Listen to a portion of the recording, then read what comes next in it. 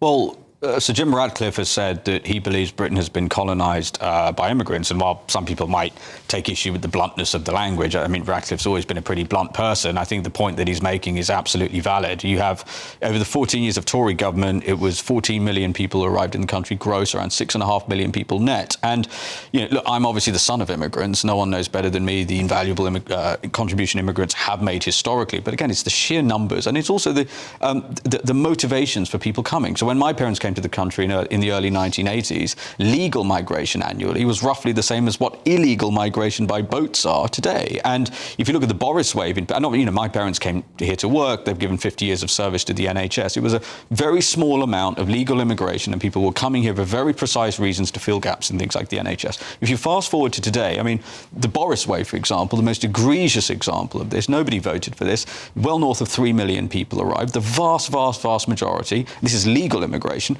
did not come here on work visas. Many now have overstayed. The estimate for how many people who are in this country illegally, it's very hard because you're counting the uncountable, well north of 1 million people. And Michelle, nobody voted for this. This is the other important one. One reason people are so angry is because people voted for less immigration, and the Tories in 4 consecutive manifestos said that they would cut legal immigration down to the tens of thousands, left office with that number at over 1 million. And then there's just the degree to which the successive governments have obfuscated the true cost of this. So there's no way to tell what the cost on that level of immigration and foreign nationals is on the NHS. They do not disclose that. And then you can also point to where there is data, for example, specifically universal credit in terms of welfare.